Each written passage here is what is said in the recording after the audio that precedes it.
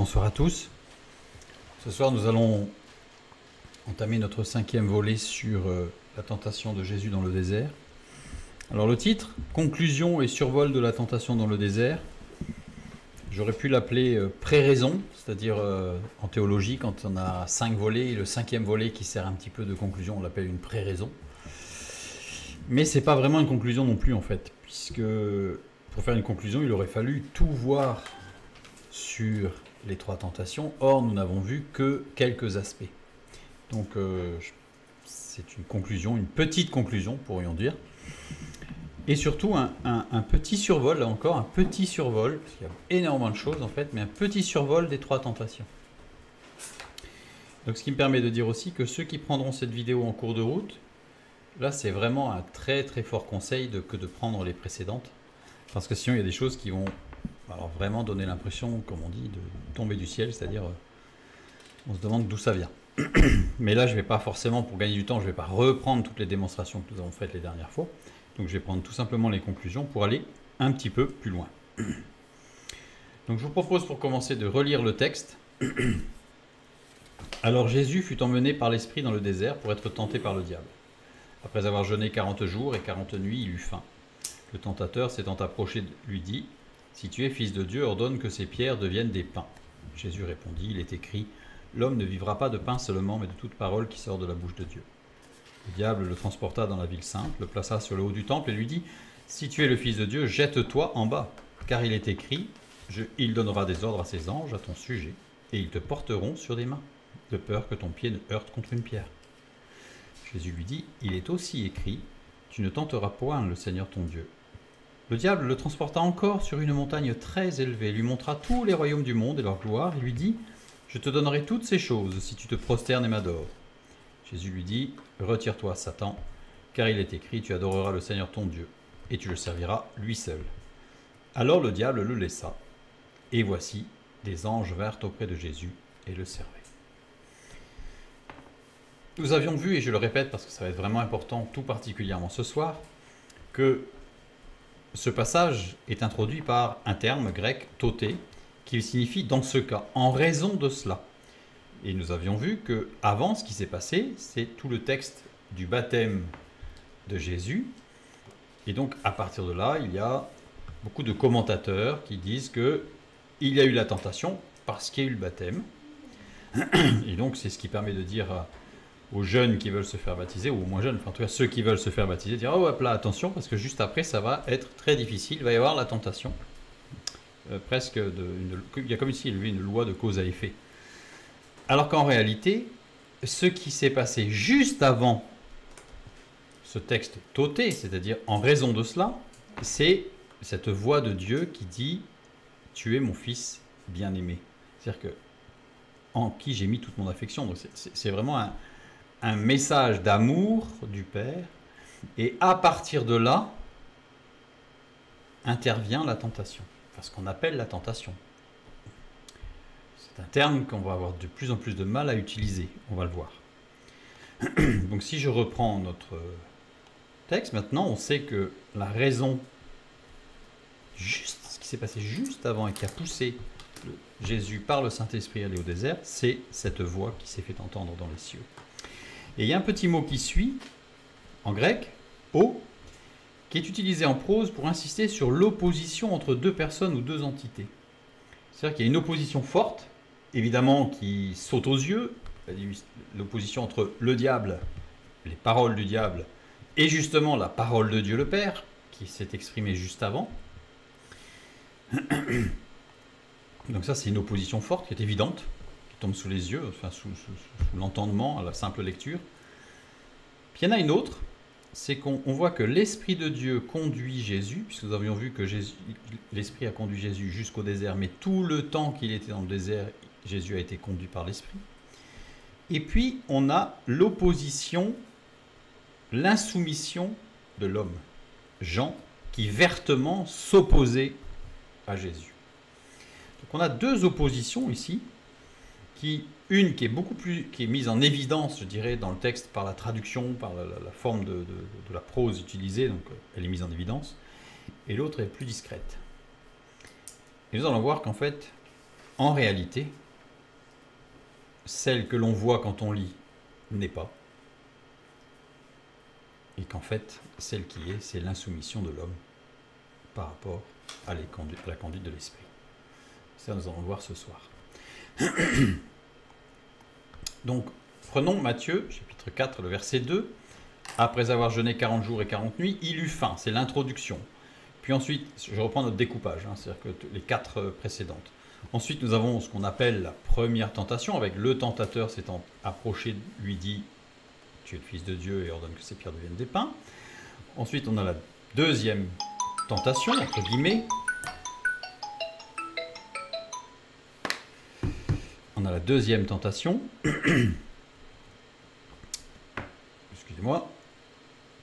Et puis la troisième tentation. Et à chaque fois, c'est le diable le transporta dans la ville sainte. Et la troisième tentation, le diable le transporta dans la ville sainte. Nous avons vu que la présentation du ministère de Jésus, en fait l'introduction, cette petite phrase qui semble tout à fait anodine, après avoir jeûné 40 jours et 40 nuits, il eut faim, était en réalité une présentation du ministère de Jésus, qui commençait son ministère, il rentrait dans son ministère terrestre. Donc le ministère du Fils de Dieu met en évidence que Dieu se souvient de l'homme. Le ministère du Fils de Dieu est fondamentalement une action rétablissant un lien d'amour détruit, ce que nous avions vu, donc rien que dans cette phrase, et le ministère du Fils de Dieu est fondamentalement une action pour fortifier, relever et faire grandir ceux qui se réfugient dans le rocher, le Christ. Essayons de garder ça à l'esprit, et pour ceux qui reprendront en replay, à la fin de revenir juste sur cette diapo pour se rappeler, vous allez voir que c'est fondamentalement ce qui va se passer par la suite. Première tentation, ce qu'on appelle tentation. On a vu qu'il existe une séduction et une préférence à aller vers le raccourci, vers la recherche de l'instantanéité. C'est ce que nous avions vu. À savoir que, ici, dans ce texte, dans ce passage, dans ces 2 versets, les versets 3 et 4, on y voit une sorte de désir, entre guillemets, tentation, d'aller au plus court, puisque les choses de Dieu étaient établies, le plan de Dieu était établi, mais pourquoi attendre, puisque de toute façon, c'est ce qui se fera. Et donc, l'objectif ici, c'était de, entre guillemets, la tentation, d'aller plus vite, et de se dire, bien, on va raccourcir le temps, et on va éviter de passer par la souffrance, entre autres. Sous prétexte que le plan de Dieu est connu, et qu'il se réalisera d'une façon certaine. Si Dieu se révèle sur un sujet particulier, ça veut dire que si Dieu dit, ça sera comme ça, ben ça veut dire qu'on sait que ça sera comme ça, pas de doute. Donc, pourquoi attendre 1 an, 2 ans, 10 ans, 15 ans, j'en sais pas, 20 ans, pour que ça se produise, autant faire tout de suite. C'est un peu ce qu'a fait Moïse. Il a bien senti qu'il était appelé, il n'a pas attendu que Dieu mette tout en place, il s'est dit, bah, de toute façon, ça va être le plan de Dieu, donc allons-y. Il y est allé, il s'est cassé le nez, comme on dit, sur une porte fermée. Alimenté par l'excitation des sens, recherche du sensationnel. Dans sensationnel, il y a sens. Donc, on a vu qu'il y avait une sorte d'excitation charnelle, aller au plus court, évidemment, aller au plus simple, au plus direct. Donc l'œuvre de Christ s'inscrit en réalité dans le temps, car Dieu démontre qu'il veille, conduit et prend soin de chacun dans le temps et dans les difficultés et la souffrance. C'est-à-dire que Dieu ne raccourcit pas. C'est pas parce qu'on est enfant de Dieu que tout devient facile et que tout se raccourcit. On va apprendre à connaître Dieu, à reconnaître Dieu dans toutes les actions, dans tout ce qui va se passer, dans les difficultés et dans la souffrance. Et sans difficulté, sans souffrance, nous ne pourrons pas connaître et reconnaître Dieu. C'est tout. Ça, c'est un peu la conclusion qui ressort de la première, entre guillemets, tentation. Maintenant, prenons la deuxième tentation.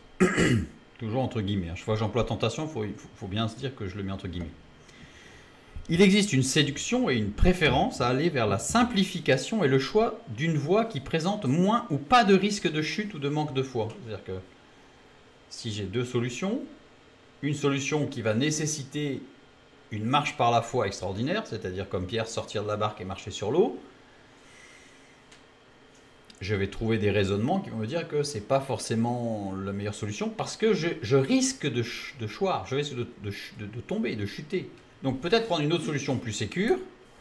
Donc ça c'est une tentation, une séduction, une préférence, je dirais, charnelle qui va aller forcément vers le moins de prise de risque possible. Ça ne veut pas dire que la vie de l'esprit, c'est prendre le plus de risques possible. La chair, elle c'est pas objectif, c'est-à-dire que c'est bien surjectif, c'est-à-dire que la chair préfère prendre moins de risques. C'est peut-être la voie qu'il faudra prendre, mais peut-être pas. En ne prenant pas le risque de chuter ou de manquer de foi dans le combat ou dans la construction de sa vie. On va prendre des choses plus simples, plus sécurisantes, plus sécurisées. En dirigeant ses efforts vers des éléments créés par Dieu pour s'assurer un confort et un futur serein grâce à la bénédiction de Dieu, qui n'est en réalité qu'une manière de satisfaire ses désirs charnels. C'est-à-dire que c'est le sujet de la deuxième tentation. Ce risque, ce désir charnel qui va nous pousser à aller vers ce genre de choses. Alors évidemment, il y a une séparation là, parce que si on veut que, si Dieu va nous amener, notre corps va chercher le sensationnel, et en même temps, le sensationnel, c'est drôlement bien quand il est chez les autres, mais pas chez nous. Parce que chez nous, le sensationnel, ça veut dire sortir un petit peu du confort et prendre des risques. Donc on est très content quand quelqu'un a pris des risques et que c'est formidable. Ça fortifie la foi, hein, mais c'est mieux quand c'est quelqu'un d'autre que nous. Et là, on a encore Moïse. Quand Dieu lui dit qu'il l'envoie, il dit non, mais je parle pas bien, etc. Envoie plutôt mon frère. Envoie plutôt mon frère. Aaron, celui, il est bon, lui. Puis je vais regarder, je vais prier pour lui, ça va être formidable. Mais non. En fuyant systématiquement les difficultés et la souffrance. C'est-à-dire qu'on va prendre des chemins de travers, on va se justifier pour dire non, mais là, c'est trop compliqué, il y a trop de souffrance. Donc, le réflexe charnel, c'est de s'extraire de la difficulté et de la souffrance. Voilà. Alors que l'œuvre de Christ, elle s'inscrit dans le temps. Donc, c'est-à-dire que forcément, on vient en opposition, dans ce réflexe, à l'œuvre de Christ et l'œuvre de Dieu qui s'inscrit, elle, dans le temps, la construction, et qui se vit au travers des difficultés, où là, on apprend à reconnaître la main de Dieu. On fortifie sa foi. Mais c'est dans cette marche-là. Donc on voit bien que ces deux aspects ne vont pas ensemble, s'opposent. Et encore, en sous-entendant que ce qui a déjà été fait mérite déjà la gloire. C'est déjà pas mal. On a déjà fait pas mal, quand même. Ce qu'on a déjà fait, c'est bien. Seigneur, c'est déjà formidable. Regarde, les frères et sœurs, ils trouvent que c'est bien. On va laisser la suite à quelqu'un d'autre, c'est déjà pas mal. On assure. Donc là, on voit qu'il se passe des choses, en fait, qui sont en contradiction avec le ministère de Jésus, puisque le ministère du Fils de Dieu est fondamentalement une action pour fortifier, relever, faire grandir ceux qui se réfugient dans le rocher, alors que l'idée, c'est d'aller dans la simplification, et donc, quelque part, d'éviter de grandir.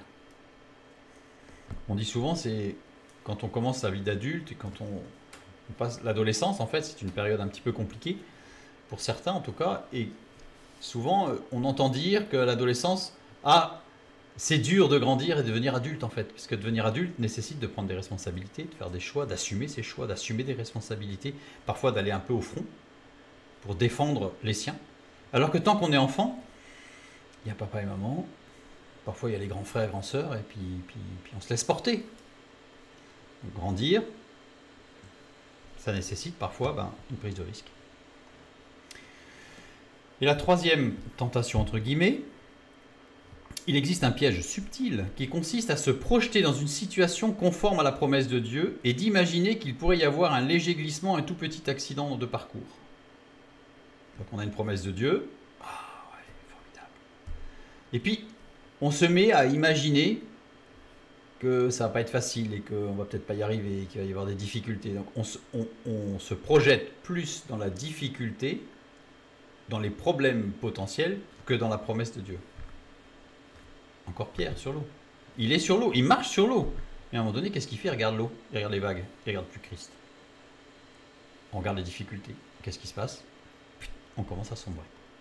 Donc la peur, amenant à se projeter dans une situation de chute, à se préparer.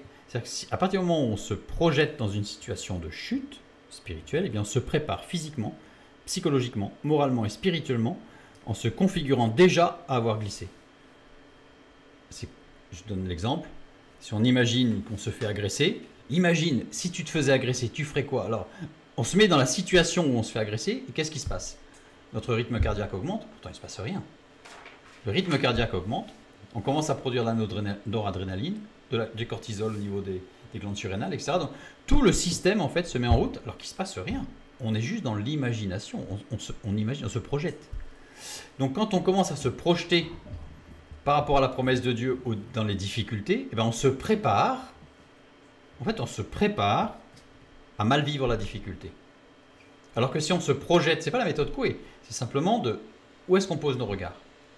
Où est-ce qu'on pose nos regards? Donc quand on commence à imaginer des situations, j'avais donné l'exemple du couple, très uni, ça marche très bien, et puis un jour, une femme vient voir l'homme et puis il lui dit ça va, hop, pour l'homme il n'y a aucun problème. Puis cette femme va dire, et t'imagines, et si un jour ta femme, et si lui se met dans le dire, ah ouais mais si ça arrivait, ça y est, il a commencé à se mettre dans une situation où il émet un doute. Et plus tard, ce petit grain de sable peut engendrer énormément de choses en disant, dès qu'il verra une situation, ah mais finalement peut-être que, puis hop, c'est parti. Donc ça c'est le même principe d'un point de vue spirituel. Avec une propension à penser que ce genre de glissement est normal durant la marche. C'est-à-dire qu'en plus on va se dire, c'est normal, je suis humain, et c'est vrai, nous sommes humains, mais on se projette en disant, ouais mais si je chute c'est normal, enfin, parce que je suis en devenir, donc c'est normal. Donc on se projette dans une chute qu'on anticipe déjà en se justifiant que c'est normal. En fait, vous voyez, et donc on se prépare. Et donc ça, c'est le risque, entre guillemets. Et tout ça, ça s'oppose évidemment au ministère de Christ, hein, systématiquement, bien sûr. Avec une propension à minimiser ce genre de glissement au regard de tout ce qui a été préalablement fait encore. C'est-à-dire que, ouais, mais c'est presque rien. Ça va arriver, mais c'est pas grave. Et donc on minimise. Donc tout ça, c'est, pour récapituler un petit peu rapidement, l'introduction et les trois tentations. Maintenant, on va regarder d'un peu plus près ce qui se passe. On a vu que, après avoir jeûné 40 jours et 40 nuits, c'est-à-dire ce jeûne partiel d'ailleurs, par le terme employé, n'est pas un jeûne complet, un jeûne partiel, Jésus se mit dans une position d'écoute du Saint-Esprit en ne mangeant pas ou peu durant 40 jours. C'est-à-dire qu'il s'est mis dans une position où il a écouté le Saint-Esprit, qu'il va lui donner tout ce qui est nécessaire pour toute la marche du ministère. Après, bien sûr, il va y avoir des checkpoints, puisque quasiment tous les jours, le texte nous dit qu'il prend un temps de prière dans un lieu seul avec le Saint-Esprit. Donc c'est pour écouter ce que Dieu, le Saint-Esprit, dans la conduite de son ministère. Mais là, il y a toute une préparation entre le Saint-Esprit et Jésus. Donc il y a en réalité deux sujets dans l'introduction, Jésus et l'Esprit, puisqu'il est à l'écoute de l'Esprit. L'Esprit étant très discret. Vous savez, l'image de l'Esprit, c'est la colombe. La colombe, c'est un animal qui ne se battra jamais. La colombe, c'est un animal discret. À la moindre variation de lumière, de couleur, de température, au moindre bruit, pouf, elle s'en va, elle n'est plus là. Le Saint-Esprit est très discret. Donc là, on voit qu'en réalité, une fois qu'on a vu et analysé le texte, on voit qu'il y a deux acteurs principaux, deux sujets, Jésus et le Saint-Esprit. Maintenant, prenons le texte de la première tentation. Le terme traduit par le tentateur, c'est peirazo, ce que nous avions déjà vu, c'est un verbe conjugué à la troisième personne du singulier. C'est-à-dire que littéralement, c'est venant pour provoquer une occasion d'illustrer les pensées profondes de Jésus au travers d'une suggestion tendancieuse, il lui dit. Qui est il? Le sujet de la première tentation, c'est il. Mais c'est qui il? Dans la tentation suivante, on nous parle du diable. Diabolos. Diabolos, ici, c'est une personne, c'est ce que nous avions vu, hein, qui désunit en provoquant le mécontentement de certains en mettant au devant de la scène une prise de position d'arbitrage qui peut être basée sur la vérité, sur une fausse rumeur, sur une information tronquée, falsifiée ou encore sciemment sélectionnée. Donc ça veut dire que ce n'est pas que du faux. C'est même peut-être totalement vrai. Mais c'est fait pour diviser. Et il diffuse ces informations pour arriver à ses fins, c'est-à-dire la rupture d'unité, c'est-à-dire diviser. Ça, c'est le diable. Le sujet de la deuxième tentation, entre guillemets, est le diable. C'est aussi le sujet de la troisième tentation. Donc, de facto, on se dit, c'est le sujet de la première tentation, le diable. Mais on voit que dans la troisième tentation, Jésus dit « Retire-toi, Satan ».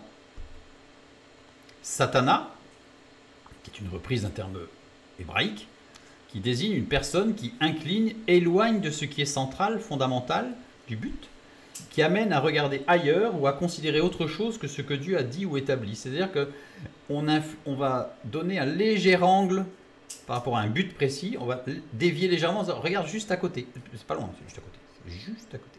Mais pour ceux qui naviguent, par exemple, savent qu'en bateau, si on met un dixième de degré d'angle et qu'on garde le cap sur le dixième de degré d'angle au départ, c'est-à-dire qu'on arrive à la fin, on est vraiment loin du point de chute, du point d'arrivée.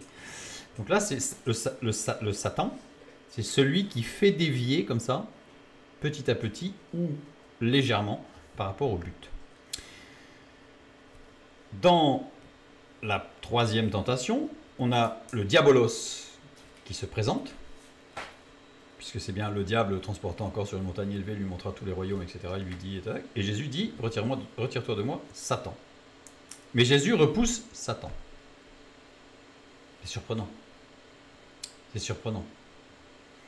Le véritable sujet de la troisième tentation, en réalité, c'est Satan. Parce que Jésus s'y trompe pas. Donc le véritable sujet de la troisième tentation, c'est pas le diable. C'est Satan. C'est pas le diviseur. C'est celui qui fait rater le but. Vous allez me dire, c'est la même personne. On va le voir. Mais c'est pas tout à fait pareil. Maintenant, on va comparer l'introduction et la première tentation, qui se suivent. Après avoir jeûné 40 jours et 40 nuits, il eut faim. Il, là, je pense qu'aucun de vous n'a de doute, c'est Jésus. C'est pas le diable et c'est pas le Saint-Esprit. Donc Jésus, incarné dans sa chair, il a faim. Avoir faim, peinao, qui veut dire avoir faim, souffrir de la faim. N'est-ce pas légitime? Ça fait 40 jours qu'il mange pas ou peu, il a faim. Tout à fait légitime. Donc on est vraiment dans quelque chose de normal, mais de physique. Peinao vient de pénès, celui qui a besoin de, celui qui manque de. Il y a un manque, il y a un besoin.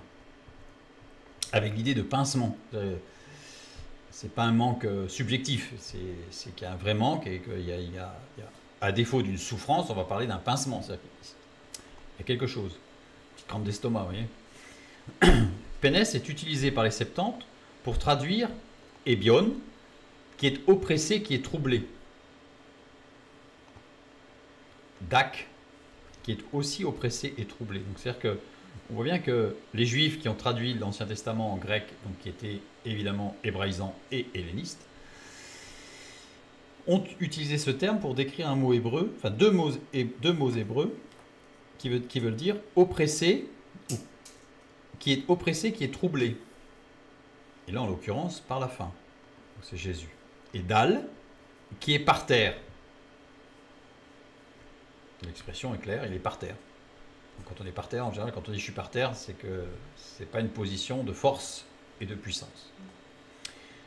Shelecha, qui a raté, désigne un manque physique, légitime, naturel, qui occasionne un pincement, une crispation, il n'y a pas deux fois crispation, une souffrance. Donc Jésus connaît dans sa condition d'homme la faim. Avec, pour tous ceux qui ont connu la faim, savent ce que ça occasionne, c'est-à-dire une fatigue, des coups de fatigue, des crampes d'estomac, ça peut être des douleurs, ça peut être toutes sortes de choses. avec l'idée d'avoir raté, d'être un perdant, de ne pas avoir réussi à maîtriser, d'avoir cédé, d'avoir échoué. C'est-à-dire que derrière cette pensée, évidemment Jésus n'a pas eu la pensée qu'il était un raté, hein. Mais c'est pour nous montrer que nous, c'est pas parce qu'on connaît la fin dans un temps de jeûne et prière qu'on a raté, et qu'on n'a pas su maîtriser son corps. Mais c'est ce que ça laisse penser. Certains pourraient dire, j'ai pas su, j'ai pas réussi à maîtriser. On continue. Donc, si je traduis un petit peu plus littéralement, je dirais, avec toute la pensée du texte de la première partie, il fut à l'écoute, donc Jésus, de l'Esprit Saint, en ne mangeant pas ou peu, comme il le faisait et le fera régulièrement tout au long de son ministère, jour 40 et 40 nuits, puis il eut faim. J'ai remis l'expression parce qu'elle est vraiment spécifique en grec. Et si je prends, cette fois-ci, la traduction, alors je vais revenir en arrière, la traduction de la première tentation, entre guillemets, venant pour provoquer une occasion d'illustrer les pensées profondes de Jésus au travers d'une succession tendancieuse, il lui dit, puisque tu es le Fils de Dieu, ordonne que ces pierres deviennent des pains. Je vais remettre les mots dans l'ordre. Venant provoquer, etc., il dit à lui. En français, c'est pas tout à fait correct, évidemment, mais ça permet d'avoir les mots grecs dans le bon ordre. Et ça va être un peu important. À lui, auto. Auto, déclinaison de autos au datif. Alors, il existe deux datifs. Il existe un datif qui marque le complément de nombreux verbes transitifs désignant la personne à qui est donné ou attribué un objet, c'est-à-dire une réponse aux questions à qui ou à quoi. On l'appelle le datif d'attribution. À qui ou à quoi. Mais il existe un autre datif. Il existe aussi un datif qui marque le non-complément de phrase, très fréquent, qui désigne l'être en vue de qui une action se passe ou pour qui une situation existe. Réponse aux questions pour qui, pourquoi, et non pas à qui, à quoi.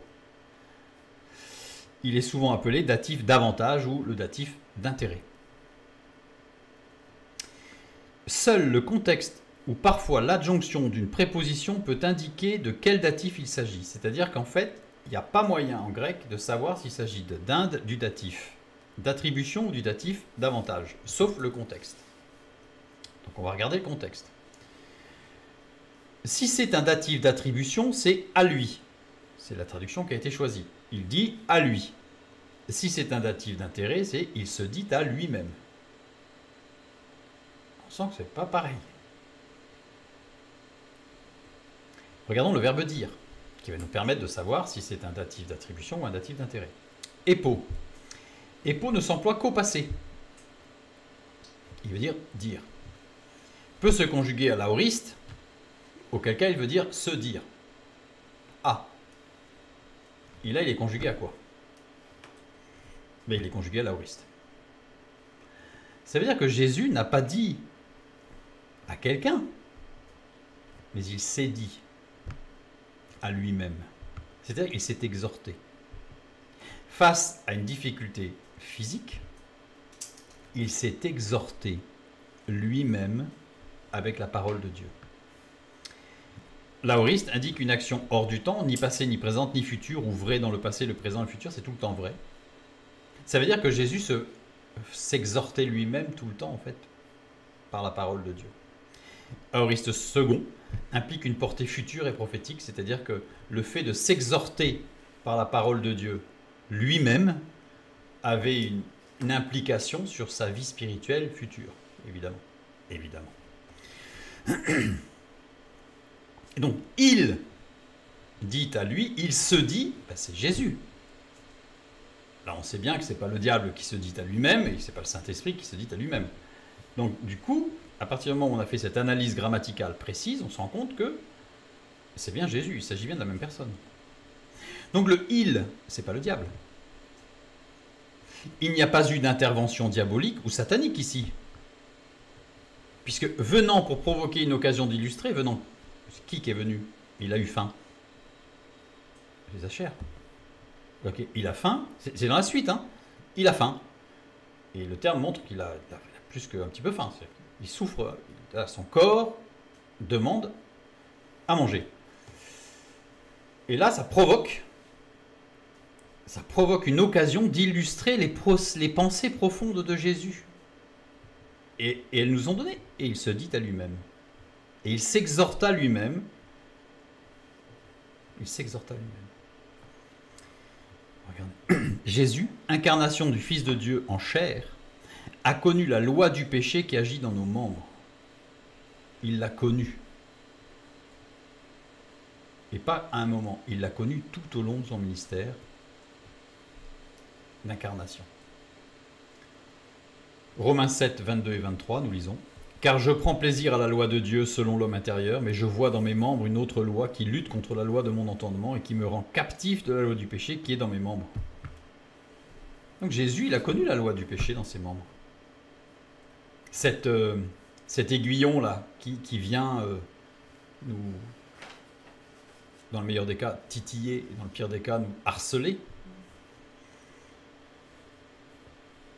Il a connu cette lutte contre la loi de l'entendement durant toute son existence. C'est à l'aoriste. C'est tout le temps vrai.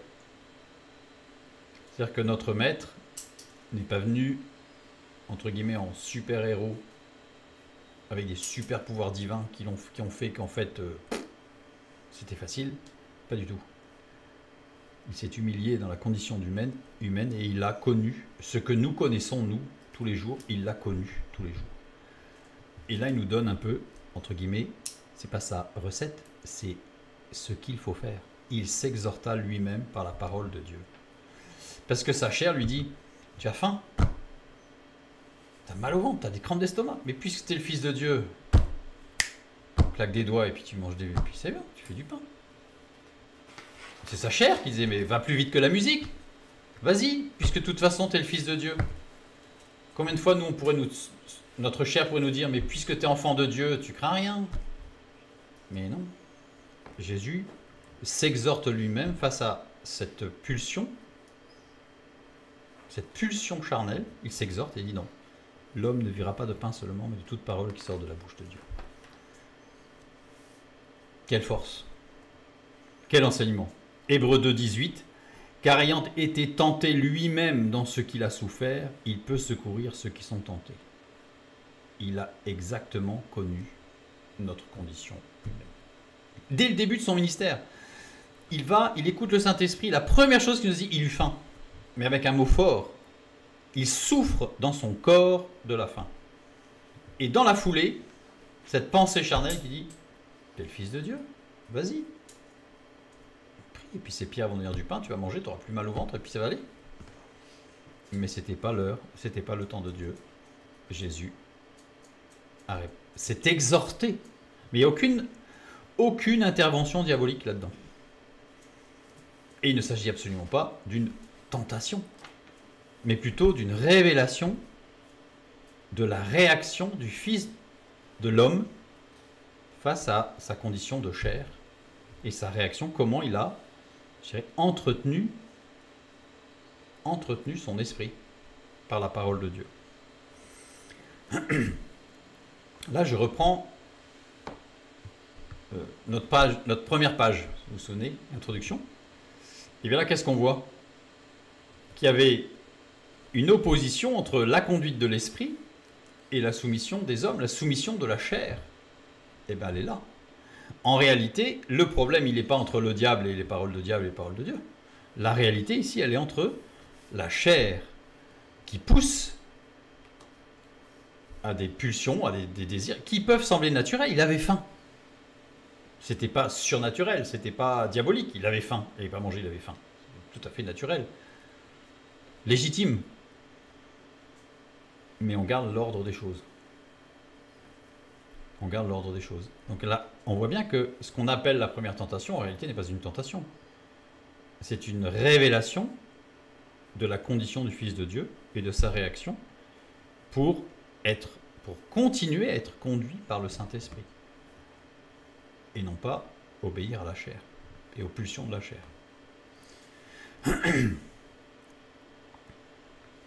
Je reviens sur l'étude qu'on avait faite sur la partie 2, c'est-à-dire sur cette première tentation, entre guillemets. Nous avions vu que c'était épo, à l'aoriste, se dire. Ça veut dire que ce n'est pas Jésus qui met en opposition la parole du diable et la parole de Dieu. La réalité, c'est comment? C'est que Jésus met en opposition l'insoumission de la chair et la conduite de l'esprit.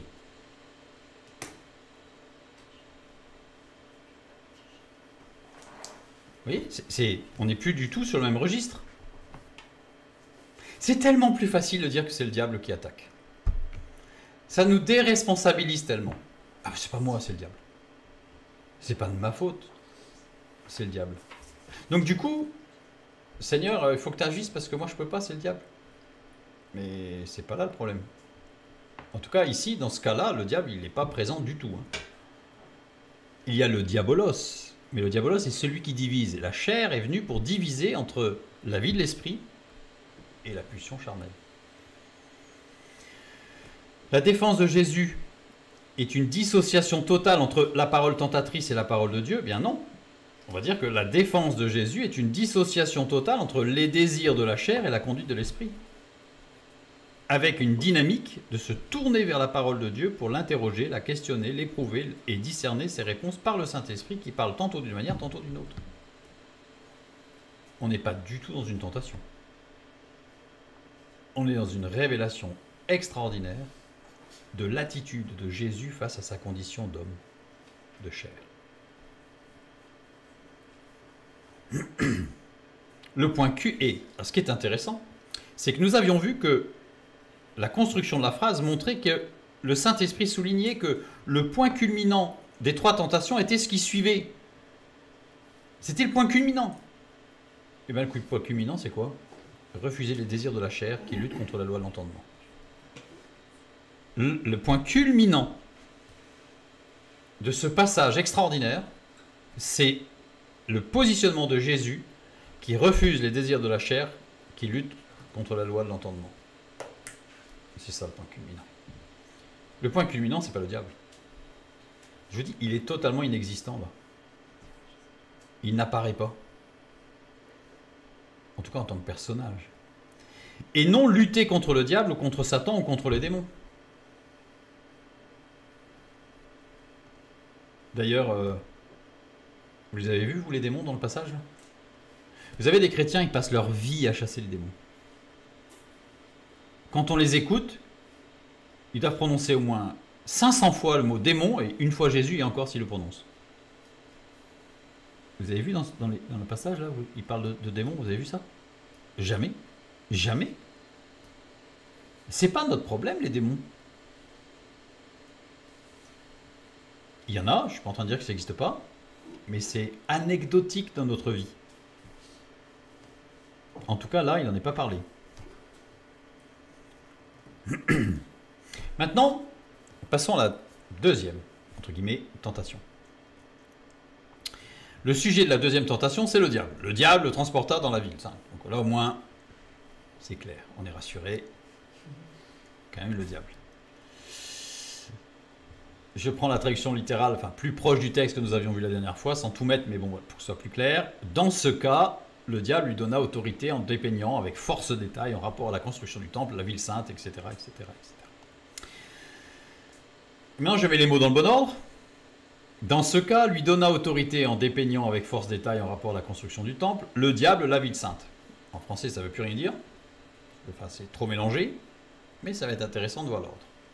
Nous avons vu que diable, c'est diabolos, et que ce mot diabolos est un adjectif qui définit une personne qui désunit en provoquant le mécontentement de certains et en mettant devant la scène une prise de position d'arbitrage basée sur la vérité ou une fausse rumeur ou une information tronquée, falsifiée ou encore sciemment sélectionnée, qu'il diffuse pour arriver à ses fins, c'est-à-dire la rupture d'unité. C'est un adjectif. Il ne s'agit pas d'un nom propre, désignant une personne en particulier, c'est un adjectif. Si je vous dis vert cet après-midi, vert, V-E-R-T, vous ne pouvez pas savoir de quoi je parle. Par contre, si je vous dis un grand arbre vert que j'ai vu cet après-midi, là, vous savez que c'est un grand arbre qui est vert. L'adjectif qualifie le nom auquel il se rapporte. Le, c'est O. O, pronom démonstratif dont le sens dépend de l'utilisation et de la position dans la phrase par rapport au mot, nom, verbe, adjectif auquel il se rapporte. C'est-à-dire que ce mot veut dire plein de choses. Ça dépend de sa place dans la phrase et de sa place par rapport au mot qu'il doit compléter. Et quel est le mot qu'il complète? C'est un verbe, un nom ou un adjectif. Alors il y a énormément, prenez un dictionnaire, vous allez voir, vous avez 2 pages de ce que ça peut vouloir dire en fonction de si c'est un nom, s'il est placé avant, si est placé après le nom, si c'est un verbe, placé avant, placé après, ça veut dire autre chose. Voilà. On va juste prendre le cas que quand il est placé devant un adjectif, puisque c'est notre cas, il est placé devant un adjectif, un participe ou un nom, c'est la même chose, de nombre, un nom de nombre, pas un nom de nombre, une quantité, ne formant pas opposition à un nom précédent, apposition à un nom précédent. Alors une apposition, c'est-à-dire qu'on dit que l'adjectif est mis en apposition ou apposé quand il qualifie un nom ou un pronom dont il est séparé par une virgule, mais sans en être séparé par un verbe. C'est technique, mais je préfère aller jusqu'au bout parce que ça a tellement de portée que je préfère que ceux qui douteraient puissent vérifier. Prenez un dictionnaire et recherchez. Reprend le dernier substantif utilisé. C'est-à-dire quand on est dans ce cas-là, et c'est notre cas dans notre phrase, il reprend le dernier substantif utilisé. Or, le dernier substantif utilisé, c'est-à-dire la dernière notion, je ne vais pas rentrer trop dans les détails, mais c'est le désir de la chair. C'était ce qu'il y avait avant.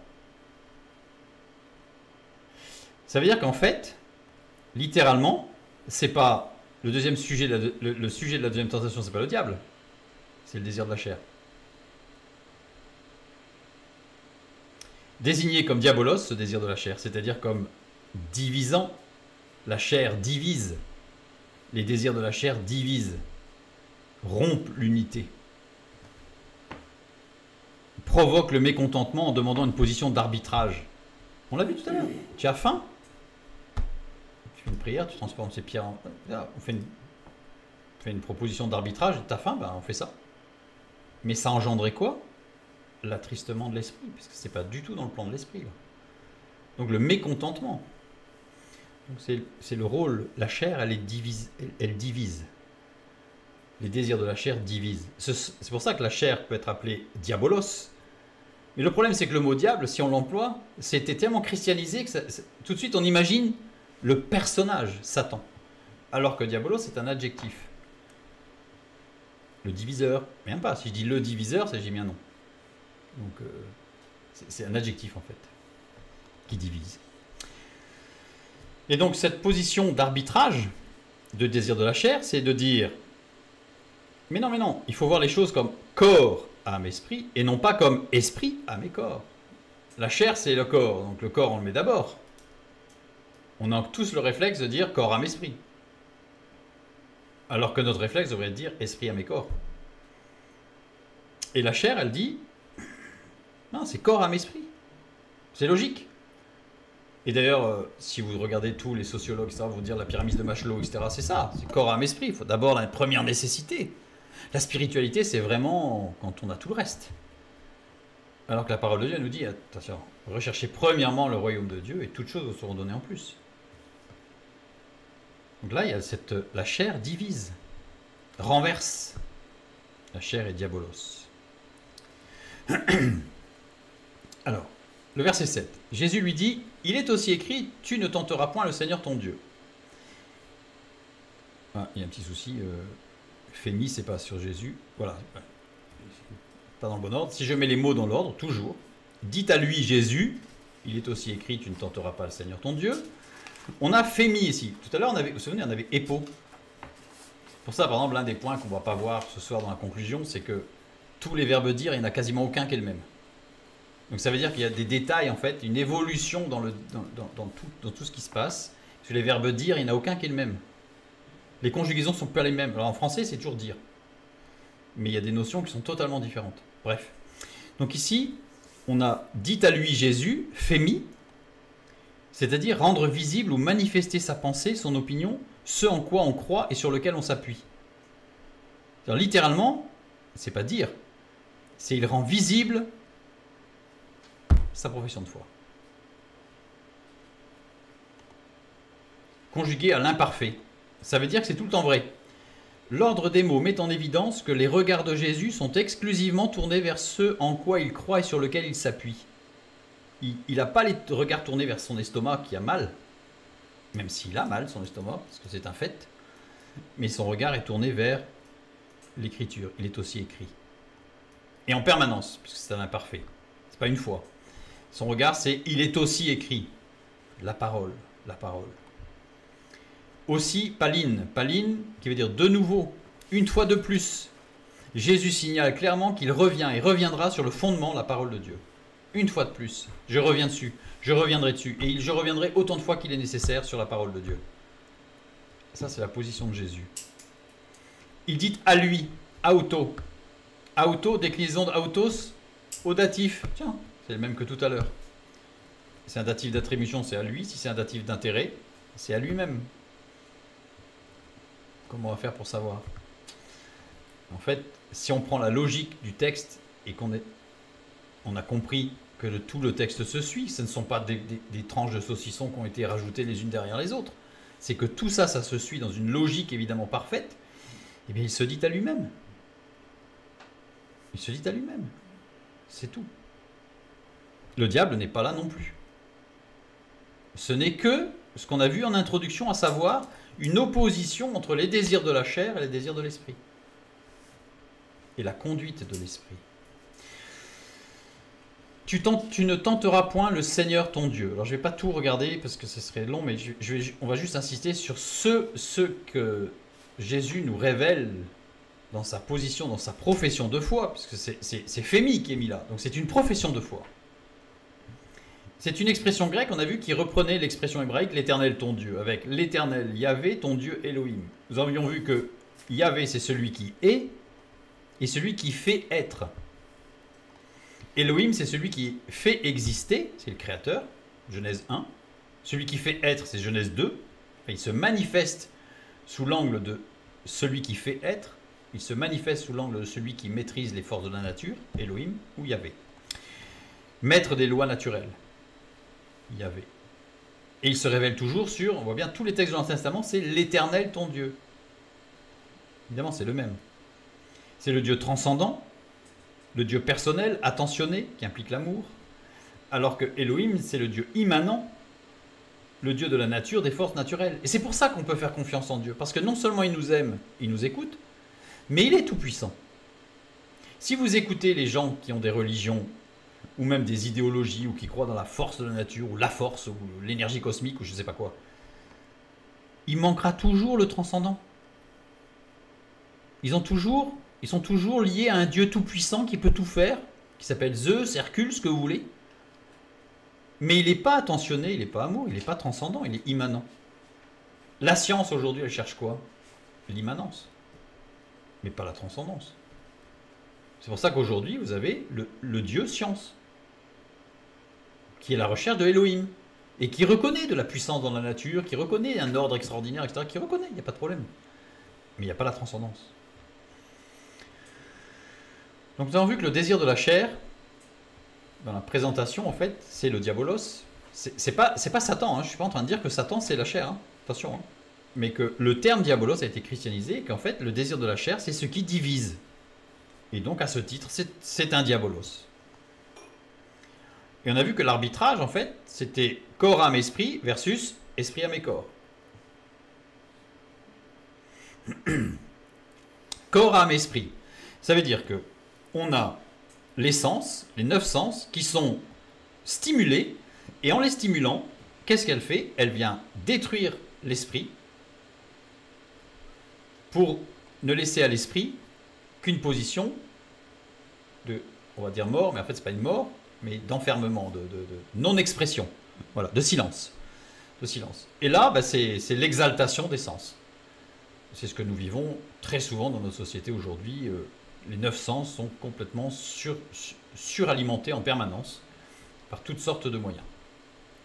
Ça, c'est corps, âme, esprit.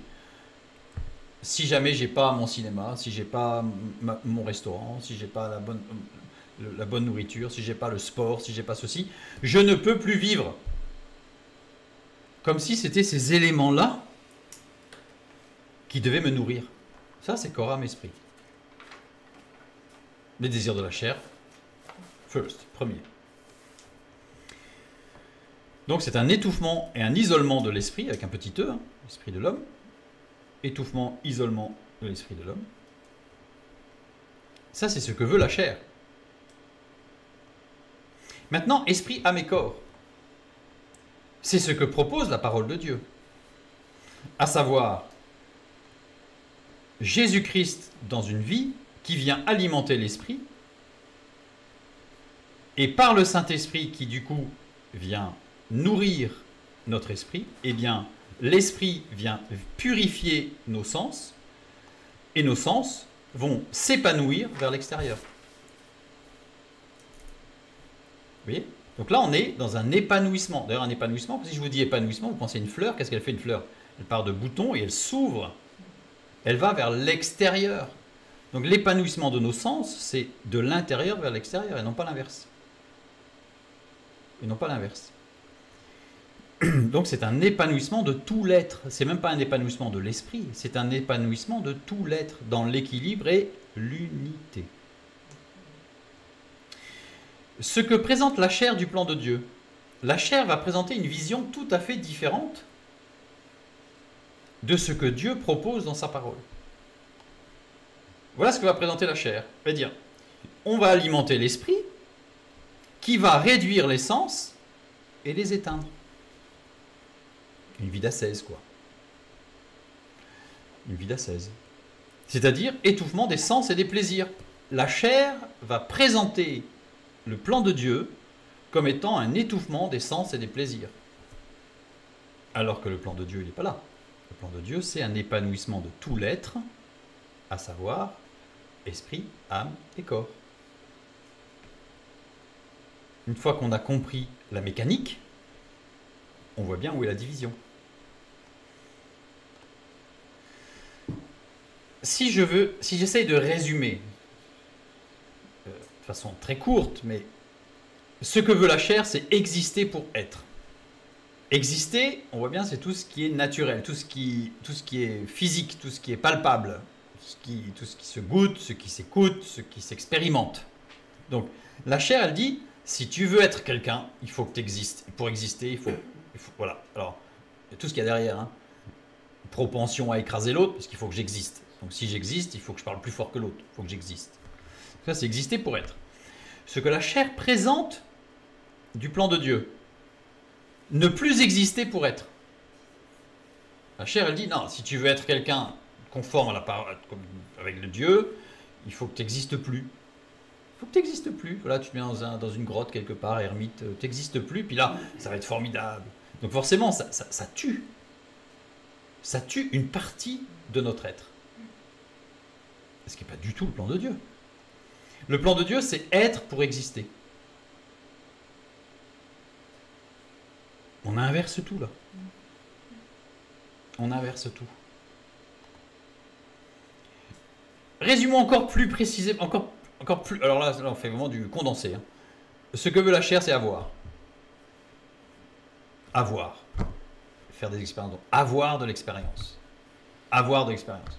Aujourd'hui, on exalte l'homme qui a eu plein d'expériences de femmes dans sa vie. On exalte celui qui a fait plein de voyages, celui qui a fait plein de sports extrêmes, celui qui a fait plein de... Il a de l'expérience. Il est quelqu'un. Ce que va nous présenter la chair du plan de Dieu, c'est faire. Il faut que tu fasses des œuvres, il faut que tu travailles sur toi, il faut que tu fasses un énorme travail sur toi, mais tu vas y arriver. On sent que c'est difficile. Ce que la Bible propose, c'est être. Être. Presque quand on dit être, c'est tellement simple. Ça en fait presque naïf. Je suis celui qui est. Exode. Dieu se présente comme étant celui qui est. Il est ce qu'il est. C'est-à-dire qu'il ne paraît pas être quelque chose. Il est, c'est tout. Et qu'est-ce que c'est agréable quand on est? Le verbe être. Je suis. Naturel, vrai, limpide. C'est ce que propose le plan de Dieu. Mais la chair, elle ne va prendre pas ça. Pour reprendre une expression anglaise connue, la problématique de la chair, c'est to be or not to be. La problématique de la parole de Dieu, c'est to be in to be. C'est être dans l'être. Et une fois qu'on a ça, le filtre est bon. Cette partie-là, to be or not to be, exister pour être, ne plus exister pour être, faire, avoir, en fait, ce sont toutes les propositions religieuses, philosophiques, idéologiques, politiques, vous pouvez mettre tout ce que vous voulez là. elle se retrouve toujours là-dedans. L'humanisme. C'est-à-dire qu'on cherche à exister pour être, ou alors il faut ne plus exister pour être. Bouddhisme, tout y est là. La proposition de Dieu, dans la parole de Dieu, la proposition de l'Éternel ton Dieu, le transcendant et l'immanent, réunis, c'est to be in to be, être. Je suis celui qui est, et quand nous sommes unis au Père, nous sommes dans celui qui est. To be in to be.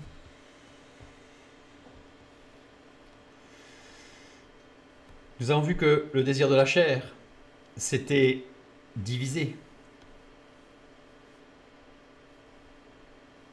Division du corps et de l'esprit.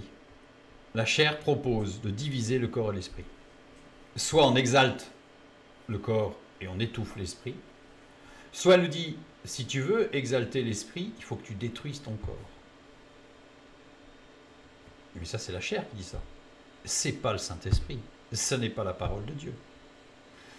Et si on divise le corps et l'esprit, on arrive à quoi? Au mal-être ou au mal-exister.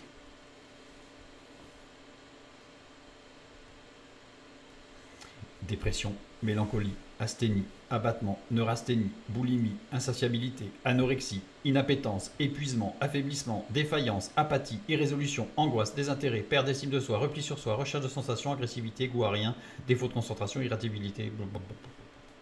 Ça, c'est les fruits du mal-être ou du mal-exister,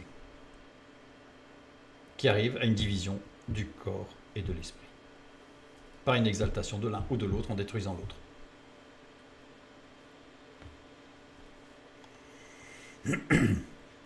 On a toujours cette chair qui divise, et elle divise en réalité complètement le plan de Dieu, la proposition de Dieu dans sa parole au travers de l'œuvre de Christ, de ce qui se voit aujourd'hui dans le monde. La chair est véritablement un diabolos qui divise, qui prend des positions d'arbitrage, qui détruisent toujours l'une des parties. Revenons maintenant sur, on a vu la deuxième, entre guillemets, tentation, avec tout ce plan que Dieu prévoit et que, ô combien Jésus a montré qu'il était parfaitement homme, mais aussi totalement Dieu, en ayant ce réflexe dynamique de systématiquement, il nous donne la méthode, il nous donne le chemin, là. La parole de Dieu. Esprit à mes corps, ne jamais succomber à la tentation de faire corps à mes esprits. Donc si je prends la troisième tentation et que nous reprenons le texte tel qu'avec un peu plus de précision, le diable, revenant et continuant sur sa logique, lui dépeignit une montagne admirablement glorieuse, ressemblant à la gloire du Père, dans laquelle il sera à son tour sur terre, lui montra tous les royaumes du monde et leur gloire, et lui dit, je te donnerai toutes ces choses si tu te prosternes et m'adores. Jésus lui dit, retire-toi, Satan. Car il est écrit, revient, évidemment, systématiquement sur la parole de Dieu. On va mettre les mots dans le bon ordre. Revenant et continuant sur sa logique, lui dépeignit le diable une montagne admirablement glorieuse. Le diable ici, c'est à nouveau un adjectif. Ça ne peut pas dépeindre quelqu'un. Ou il nous manque le quelqu'un. L'adjectif, ce n'est pas un nom propre. Le, c'est encore au. À savoir, ça dépend de la position, etc. Quand il est placé devant un adjectif, un participe ou un nom, voilà, je reprends exactement la même structure, reprends le dernier substantif utilisé, c'est-à-dire le désir de la chair. Le diable n'est absolument pas là non plus. Pourtant, il arrive, hein, parce que, retire-toi, Satan cette fois-ci, là c'est clair. On va y venir. Le désir de la chair, c'est le diabolos qui divise et qui amène, évidemment, corps, âme, esprit versus esprit, âme et corps. Une fois de plus. Le sujet de la deuxième tentation, la troisième, là on est en troisième tentation, c'est le désir de la chair. C'est pas deuxième, hein, c'est troisième tentation. Pourtant Jésus fustige Satan. Là quand même, ça y est, là quand même, on a enfin avoir Satan qui arrive là. Donc il fustige Satan. Retire-toi, Satan. Il n'a pas dit diable. Donc ici, c'est quoi le sujet de la troisième tentation? C'est le désir de la chair ou c'est Satan? On va regarder. Prenons le texte. Donc j'ai repris, revenant et continuant sur sa logique, sa chair, puisque on a vu que le diabolos c'est un adjectif qui reprenait le dernier substantif, donc c'est Jésus, revenant et continuant sur sa logique, sa chair, l'aspect charnel de Jésus, fondamentalement désunificatrice, dépénite une montagne admirablement glorieuse, etc. La pensée engendrée par une projection hypothétique charnelle de ce qui serait peut-être possible ou envisageable sans attendre le retour en gloire, c'est-à-dire sans passer par la souffrance et la mort physique de la croix. Ça, c'est ce que présente la chair. Tu sais que tu vas revenir en gloire. À la fin des temps, tu vas revenir en gloire. Pourquoi passer par la souffrance, la mort? Autant le faire tout de suite. Hein, c'est ce qu'on a vu tout à l'heure, en introduction. Donc l'idée, c'est... Pourquoi passer par la souffrance? Surtout que la souffrance, là, il va y avoir la dose. Et donc la chair, propension à éviter, à passer directement par des raccourcis, entre guillemets. Si tu te prosternes, et Anne, particule conditionnelle qui fait référence au temps et à l'expérience, introduisant quelque chose d'avenir, mais qui ne déterminant pas avant l'événement si elle doit certainement avoir lieu. C'est pas sûr, peut-être. Tu te prosternes, pipto, ce qu'on a vu la dernière fois, hein, je reprends parce qu'il faut vraiment avoir bien toutes les choses à l'esprit. Faire une chute avec l'idée d'une chute involontaire. Si tu m'adores, proskuneo, saluer en se courbant, conjugué à l'aoriste du mode subjonctif, c'est-à-dire aoriste c'est instantané, non posé dans le temps, c'est à un moment donné. Subjonctif c'est hypothétiquement. Pas sûr, c'est sûr que ça se produira jamais. Hein. Peut-être pas. Pipto conjugué à l'aoriste second du mode participe. Et n'existe pas. Si tu te prosternes, m'adore.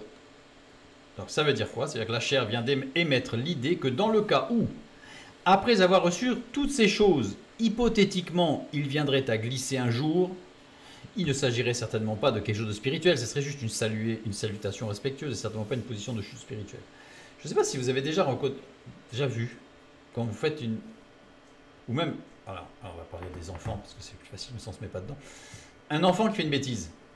Certains, pas tous, mais certains vont avoir parfois le réflexe de dire « Oui, mais c'est pas tout à fait grave, parce que... » Et là, il y a toutes sortes de raisons qui diminuent considérablement l'aspect de gravité de ce qui a été fait, pour finalement en arriver que... Non, finalement, ça ne mérite pas d'être puni.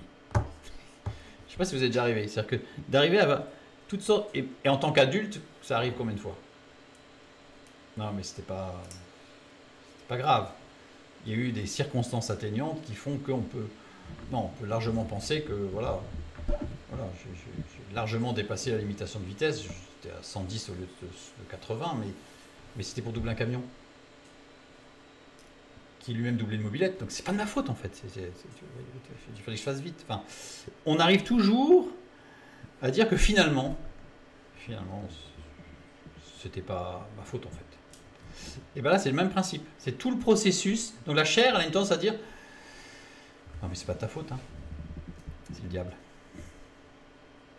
C'est pas de ta faute, c'est le voisin. Romains 7,14. Nous savons en effet que la loi est spirituelle. Mais moi, c'est l'apôtre Paul qui parle, je suis charnel, vendu au péché. Mais c'est des particules primaires d'opposition. Il y a une opposition ferme entre ce qui est spirituel et moi qui suis charnel. C'est séparé. Il n'y a que des gens TTS, vous savez, très très spirituels, qui, eux, on a l'impression que la chair, elle n'a plus du tout, elle n'existe plus. Avec humour, je dis souvent que quand il neige, c'est facile de les repérer, parce qu'ils ne font pas de traces dans la neige. Ils passent au-dessus. Mais j'en ai pas vu beaucoup. J'en ai pas vu beaucoup. C'est des gens TTS, très très spirituels. Mais l'apôtre Paul est clair. La loi est spirituelle et moi je ne suis pas spirituel. Évidemment, le Saint-Esprit vient me donner une marche spirituelle, mais je ne suis pas spirituel, je suis charnel. Ce qui est de l'ordre du spirituel est totalement opposé à ce qui est d'ordre charnel. Totalement. La chair ne peut pas tenir compte ou prendre en compte ce qui est d'ordre spirituel. Ce n'est pas la peine de demander conseil à la chair sur un sujet spirituel, parce que la chair ne peut pas considérer ce qui est d'ordre spirituel. Ce n'est pas possible. C'est totalement impossible. Donc là, on a l'exemple, c'est-à-dire qu'il se passe des choses, même l'entrée en gloire de Jésus, etc. En fait, l'approche qui est faite ici, où la chair essaye d'aborder le sujet, en fait, elle est complètement à côté. La chair ne peut pas considérer ce qui est spirituel. La vision charnelle minimise ou efface l'impact spirituel de ses pulsions et de ses inductions. C'est-à-dire que la chair, si on écoute la chair, c'est pas grave. Ça finira toujours par c'est pas grave. Ça me rappelle un peu Samson, qui dit plein de choses à son épouse par rapport à sa force, puis c'est pas vrai, puis il s'en sort. Et puis il dit, et la fois où on lui a rasé la tête, il dit, je m'en sortirai comme les autres fois. C'est la chair, ça. Pas de problème, il y a toujours une solution, mais t'inquiète pas, c'est pas grave. Ouais, c'est pas terrible, mais tu vas t'en sortir, il va y avoir une solution. Alors que la solution, spirituellement, c'est demander pardon. Et la chair, demander pardon, c'est pas son truc. Donc elle va tout faire pour éviter, trouver des justificatifs. Et qu'est-ce que c'est agréable de dire que c'est le diable? Qu'est-ce que ça déresponsabilise de dire que c'est le diable? En fait, le diable, vous avez vu, il n'était pas là. Il arrive là, mais il n'est pas encore là. Le verset 10. Jésus lui dit, retire-toi Satan. Ça y est, on a le diable. Retirer upago. Upago qui veut dire partir, qui veut dire avec la notion de partir dans un but, dans la soumission à un plan. C'est-à-dire que partir, le mot ici qui est employé, c'est, il le chasse pas en disant va-t'en et je veux plus te voir. C'est va, mais dans ce va, c'est-à-dire va faire ce que tu dois faire dans le plan qui est donné pour toi. C'est-à-dire que c'est clair, Satan est totalement soumis à l'autorité de Dieu et il ne fait rien qui ne soit pas donné par Dieu, pas permis. Dieu n'est pas permissif. Permettre quelque chose, ça veut dire qu'on aimerait que ça ne se fasse pas, mais on plie un peu les pouces et puis ça passe. Dieu n'est pas permissif. Dieu est tout puissant, il est souverain maître de toutes choses. Satan lui est totalement soumis, sinon il n'est pas Dieu. C'est le même verbe que dans Jean, chapitre 16, verset 10. Parce que je vais au Père. C'est Jésus qui dit je vais au Père. C'est le même mot. Pourquoi il va au Père, Jésus? Parce qu'il fuit? Non. Parce qu'il accomplit sa mission. Là, Satan doit accomplir sa mission. C'est tout. Satan est totalement soumis à la volonté de Dieu sans aucun degré de liberté, de choix ou de volonté. Aucun. Il ne peut même pas l'exprimer. Il ne peut même pas dire j'aimerais bien que. Devant Dieu, il ne peut pas. Donc je renvoie vers l'étude sur la souveraineté de Dieu pour avoir beaucoup plus de détails sur cet aspect-là. Mais là, le verbe employé le montre clairement. Satan. Retire-toi Satan. Ça renvoie à 2 Corinthiens chapitre 2 verset 11. Afin de ne pas laisser à Satan l'avantage sur nous, car nous n'ignorons pas ses desseins. Là, c'est pas écrit le diable, c'est écrit Satan. Dans le bon ordre. Afin de ne pas laisser l'avantage sur nous à Satan, car nous n'ignorons pas ses desseins. Parce que laisser l'avantage sur nous, c'est un verbe. Pléonectéo, qui veut dire avoir plus qu'un autre, avoir plus de valeur, de poids auprès de quelqu'un. Prétendre à une plus grande influence politique. Ne laissons pas Satan prétendre avoir, parce qu'il n'a pas. Il ne peut que prétendre avoir, mais il n'a pas. À Satan. Upotou, de sous la conduite de. Afin de ne pas, c'est iname. Ce n'est pas le cas, ou pour que ce ne soit pas le cas. Afin que ce ne soit pas le cas que Satan prétende avoir une influence sur notre conduite, afin qu'il ne prétende pas. Mais c'est une négation relative. Iname, mais C'est indique un manque de volonté, de réflexion, d'investissement personnel. Ça veut dire que si jamais il prétendait avoir une quelconque autorité sur nous, c'est uniquement parce que nous aurions manqué de volonté, de réflexion ou d'investissement personnel. Ah là, on se reprend de la responsabilité en plein. Là. Parce que combien c'est facile, combien de chrétiens, c'est le diable. C'est toujours le diable. Dès qu'il se passe quelque chose, c'est le diable. On se déresponsabilise complètement. Mais le diable n'a aucune autorité sur nous. Aucune. En tant qu'enfant de Dieu, il n'a aucune autorité sur nous. Il peut prétendre à l'avoir. Mais c'est tout. C'est pas parce que quelqu'un prétend avoir quelque chose qu'il l'a. Bien au contraire. Jésus, connaissant la condition d'homme, on l'a bien vu, a expérimenté les désirs, les impulsions de la chair, et il réagissait fermement, y compris en repoussant tout aussi fermement Satan, afin que ce dernier n'ait aucune possibilité de prétendre à avoir une plus grande influence que Dieu sur sa vie. La chair agit, et là, Satan, il est là autour, là, et Jésus dit, retourne à ton travail, afin que tu n'aies même pas la prétention, d'avoir une ombre de soupçon d'autorité sur ma vie. C'est tu retournes à ton travail. Il ne le chasse pas loin, fuis, j'ai peur. Non, tu retournes à ton travail. Tu es soumis à Dieu, tu retournes à ton travail. C'est tout. Rien d'autre. Il s'adresse à un serviteur qui doit faire ce pourquoi il est fait. Et il n'a aucune prétention. Dans ce retire-toi Satan, c'est ça. C'est ça. Et rien de plus. Donc, je reprends ce résumé. Jacques 1, 13 à 15.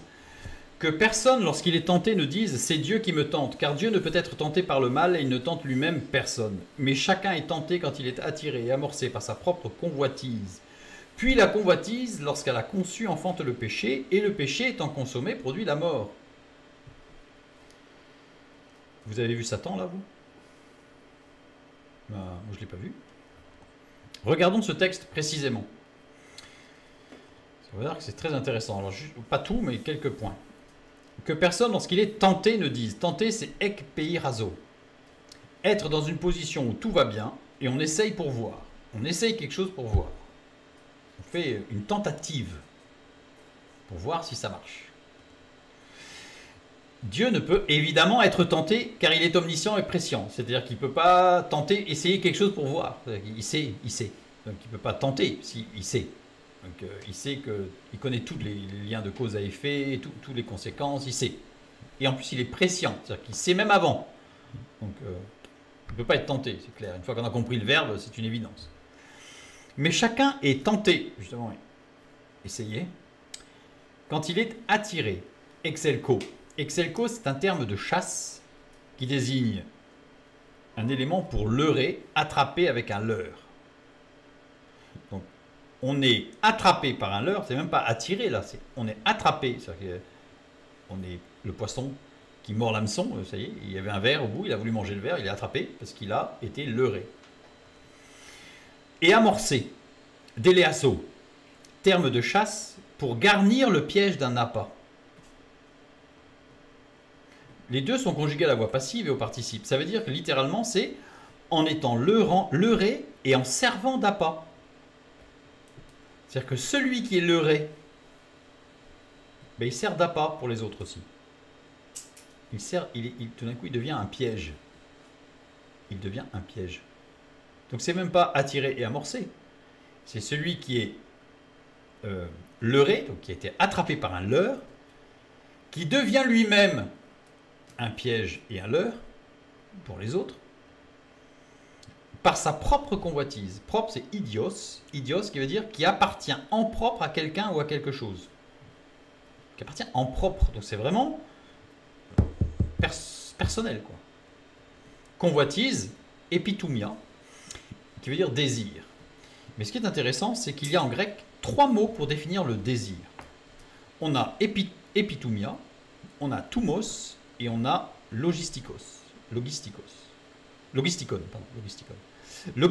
qui est inspiré par le logos. Thumos, siège de la volonté, donc un désir que je veux, la volonté. Et epithumia, pulsion des sens. On a la chair, on a l'esprit,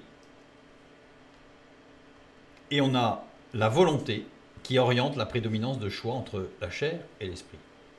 Je fais quoi? Je vais vers quoi? Je décide quoi? Ça me rappelle ce récit de ce jeune Indien qui voyait son grand-père indien et qui demande, le grand-père lui raconte l'histoire de deux loups. Il dit dans ton cœur, tu as deux loups, tu as un blanc et un noir. Le noir c'est le méchant, le blanc c'est le gentil. Et souvent ils se battent, ces deux loups, pour savoir si tu vas devenir un homme bon ou un homme méchant. Et à la fin du récit, il y a tout un récit, et à la fin le petit garçon il dit mais papy, grand-père, qui sait quel loup va gagner? Le blanc ou le noir? Et le grand-père de lui répondre, celui que tu vas nourrir. Et bien là c'est la même chose. Si nous avons l'habitude de nourrir la chair, ne soyons pas surpris si nous réagissons par la chair. Si nous avons l'habitude de nourrir l'esprit, nous aurons le réflexe de réagir par l'esprit. Jésus nourrissait l'esprit, par la parole de Dieu, bien sûr, et uniquement par la parole de Dieu. Puis la convoitise, lorsqu'elle a conçu, et Ita, puis, c'est ensuite avec la simple idée de temps ou de succession, ou alors pour marquer une opposition ou une contradiction. Alors, si je reprends ça, je reprends puis Aïta, voilà. La convoitise, lorsqu'elle a conçu. Sulambano qui veut dire réunir, concevoir, devenir enceinte pour une femme. Conjugué à l'aoriste second. Ensuite, lorsqu'elle a conçu, donc on va voir un peu, enfante le péché. Tikto, ça veut dire accoucher, mettre au monde le péché. Le basculement entre le charnel et le spirituel, quand il y a toute quand on est attrapé, il y a notre propre convoitise, et à un moment donné, ça devient un péché. Le basculement s'effectue au moment de la conception du péché. Le parallèle est fait avec la conception d'un enfant qui n'intervient qu'à la rencontre du spermatozoïde et de l'ovule, sans que l'on sache exactement combien de temps cela intervient après l'acte sexuel. C'est-à-dire que s'il y a l'acte sexuel pour avoir un enfant, c'est pas immédiat. L'ovule n'est pas fécondé, paf, au moment de l'acte. Il est fécondé quelques heures, quelques jours après, on n'en sait rien. En fait, on n'en sait rien. C'est-à-dire qu'il y a un processus qui se fait, puis à un moment donné, tac, il y a la vie. Il y a un petit être qui est là. Il va y avoir un temps de gestation, 9 mois pour une grossesse, et puis un enfant naît. Et l'enfant qui naît, la mère, elle l'a dans son ventre, elle le sent, elle le vit. Mais ceux qui sont autour, ils ne le voient pas. Mis à part l'aspect physique de la maman où on voit, quand il n'y a pas un déni, mais on voit l'enfant qui est dans le ventre, puisque le ventre lui-même grossit, mais on ne voit pas l'enfant. À un moment donné, il y a la naissance, mais c'est pas à la naissance qu'il y a la vie. D'ailleurs, j'aime bien la tradition chinoise qui donne la date de naissance de la personne, c'est le moment de la procréation. C'est-à-dire qu'en fait, il y a 9 mois d'écart entre notre date de naissance et la date de naissance traditionnelle des Chinois. Bon, ça se fait de moins en moins, hein. Mais traditionnellement, dans les campagnes, c'était comme ça. Quand quelqu'un vous donnait sa date de naissance, c'était sa date de procréation. Sa date de début de vie. C'est extraordinaire, c'est extraordinaire. Nous, on donne, et on voit bien l'aspect un petit peu occidental, très matériel. C'est-à-dire que l'acte de naissance, on considère que c'est au moment où on peut voir et toucher l'enfant. Alors qu'en réalité, l'enfant, il existe déjà depuis un moment. Et bien là, c'est dans ce texte, Jacques donne cette image, en fait, en disant, on ne sait pas exactement, à la limite, quand est-ce que dans un cœur, ça bascule entre la chair et le péché. Ça bascule de toute façon à un moment donné. Et puis, à la limite, même, ça va basculer, mais on n'aura même pas forcément conscience, parce que dans l'inconscient, ça va travailler, mais parce qu'on progresse dans le péché, en fait. Et un jour, ça va se voir. Un jour, il va y avoir cet accouchement, cette sortie de ce qui a été en gestation depuis X temps. Donc si je reprends le texte, que personne, lorsqu'il est tenté, ne dise « c'est Dieu qui me tente », car Dieu ne peut être tenté par le mal, et il ne tente lui-même personne, mais chacun est tenté en étant leurré et en leurrant les autres par ses propres pulsions charnelles. Ensuite, les pulsions charnelles, après fécondation et gestation secrète, j'essaye de rendre l'idée, vous voyez, enfantent le péché. Le péché ici, c'est amartia. Amartia, littéralement, erreur fatale et tragique de jugement. Vient de amartano, ne pas participer, manquer la marque, verbe composé de alpha, équivalent de l'hébreu aleph, l'unité, Dieu, et méros, partiel, pas complètement. Ça veut dire quoi? Ça veut dire que amartia, c'est une erreur fatale et tragique, de jugement amenant à manquer ou à ne pas participer à l'unité de Dieu et en Dieu, marque de l'action de Dieu dans une vie. L'unité, c'est la marque de l'action de Dieu dans une vie. On le voit dans Jean 17, 21. Afin que tous soient un comme toi, Père, tu es en moi, et comme je suis en toi, afin qu'eux aussi soient un en nous, pour que le monde croie que tu m'as envoyé. Ce n'est pas les miracles qui font que le monde croit que Jésus-Christ est le Fils de Dieu et qu'il est venu sauver. Ce n'est pas les miracles. Ce n'est pas la musique. Ce n'est pas les grandes prières. C'est l'unité du corps de Christ entre eux et avec Dieu. C'est ça le témoignage. C'est ce que nous dit la parole de Dieu. Et donc, cette erreur, amartia, c'est l'erreur fatale qui fait manquer ou ne pas participer à l'unité de Dieu et en Dieu, laquelle est une marque de l'action de Dieu. C'est le péché, c'est on est coupé de Dieu. On est divisé avec Dieu. En fait, amartia, c'est laisser une ouverture à des pulsions charnelles, et cette ouverture qui provoque une gestation inconsciente qui aboutira inexorablement à une ou plusieurs erreurs fatales de jugement nous séparant de Dieu. C'est-à-dire qu'à un moment donné, le péché va amener des erreurs de jugement, donc c'est-à-dire que des choix de vie, et pas d'existence, des choix de vie avec Dieu qui seront des erreurs fatales. Parce que ce sont des choix qui nous sépareront de Dieu. Mais il y aura eu toute une gestation avant. Et toute la gestation, ça ne sera pas le diable. La gestation, ça sera parce qu'on aura nourri notre chair, et donc on aura été leurré, on aura pris, et puis il va se passer tout un tas de choses. C'est pas immédiat, voilà. Mais le basculement entre le choix charnel et la conséquence spirituelle, on ne sait pas exactement quand est-ce que ça se passe. Dieu le sait. Comme pour la vie, comme pour une procréation, pour un petit bébé. Quand l'ovule est fécondé, nous, on ne sait pas, la femme ne sait pas, mais Dieu sait. Et c'est précis. Et c'est précis. Voilà. Le désir de la chair, c'est bien le diabolos qui divise.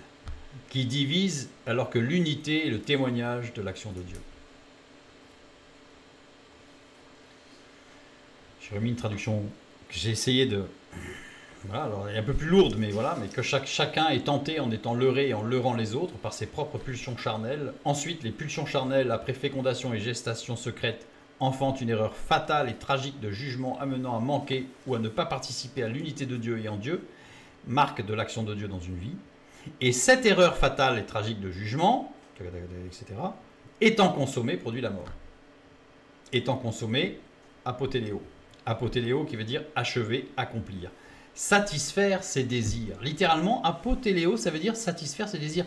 C'est-à-dire qu'une fois que cette erreur de jugement a satisfait les désirs, c'est la mort. La boucle est bouclée. La pulsion, c'était les désirs de la chair.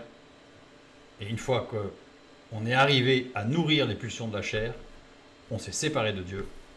C'est le péché. On s'est séparé de Dieu. Voilà. Et en plus, apotéléo, regardez ce que ça veut dire. Ça veut dire offrir à une divinité des prémices, un sacrifice d'action de grâce.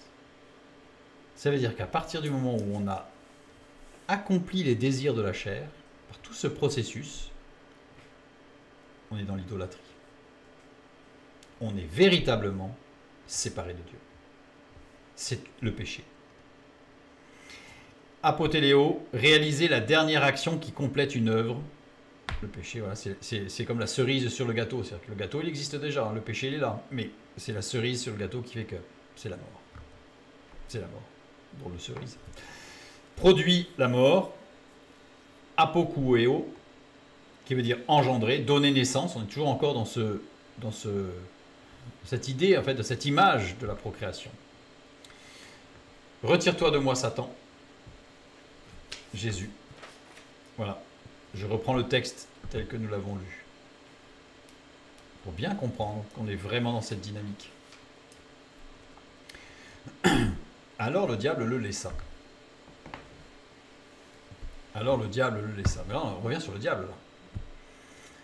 Laisser aphiémi, avec un jeu de mots par rapport à tout à l'heure où c'était fiémi, le verbe dire, enfin, aphiémi, bon. Sens commun, laisser faire, ne pas résister. Sens juridique, acquittement d'une charge ou d'un engagement. Se libérer d'une charge, remettre sa charge. Se dégager, renoncer à une charge avec une rupture totale et définitive d'un contrat. Luc 4, 13. Après, c'est le même passage, mais un petit détail. Après l'avoir tenté de toutes ses manières, le diable s'éloigna de lui jusqu'à un moment favorable. S'éloigner ici, c'est aphistémie, se retirer, cesser les vexations.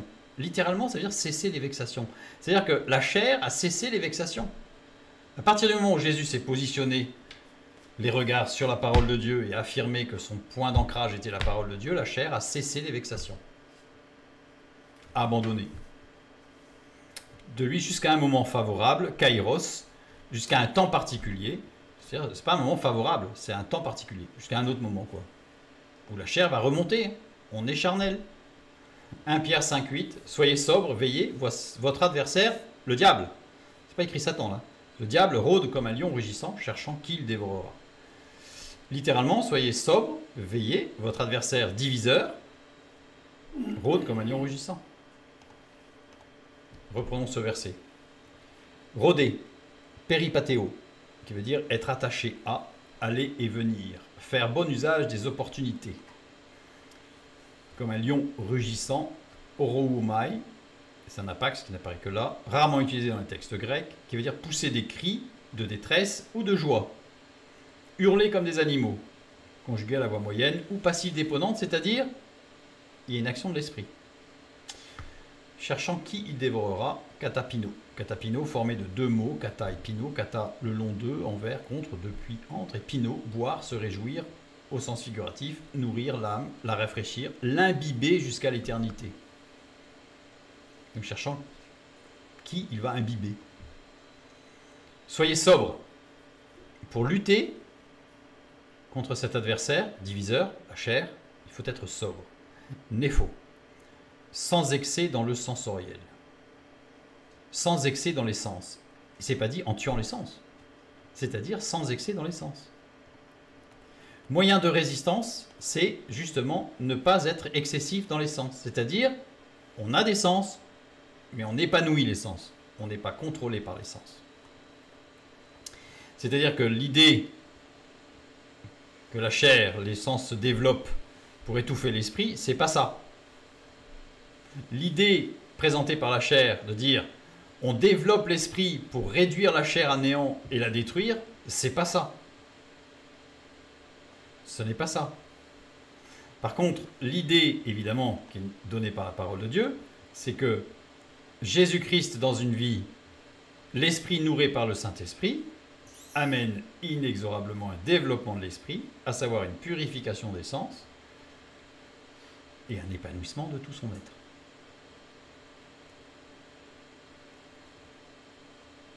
Alors là, j'ai un petit souci, parce que c'était pas... Voilà, attendez, voilà, un petit souci de présentation. Et une fois qu'on a compris ça, eh bien le dernier élément qui reste à comprendre, c'est que le développement de l'esprit par le Saint-Esprit n'est possible que par le développement des fruits de l'esprit. Galates 5, 22, 24. Mais le fruit de l'esprit, c'est l'amour, la joie, la paix, la patience, la bonté, la bénignité, la fidélité, la douceur, la tempérance. La loi n'est pas contre ces choses. Ceux qui sont à Jésus-Christ ont crucifié la chair avec ses passions et ses désirs. Ce verbe crucifier, stauro, qui veut dire dresser une palissade ou crucifier. Mais selon le contexte, c'est pas crucifier, c'est dresser une palissade. Ça veut dire que le développement des fruits de l'esprit permet de dresser une palissade de protection et de limitation de la chair avec ses passions et ses désirs. Et tout ça en ayant les regards sur la parole de Dieu. Jésus ayant été notre modèle sur ce passage de Matthieu 4. Et il ne s'agit pas de 3 tentations, mais il s'agit d'un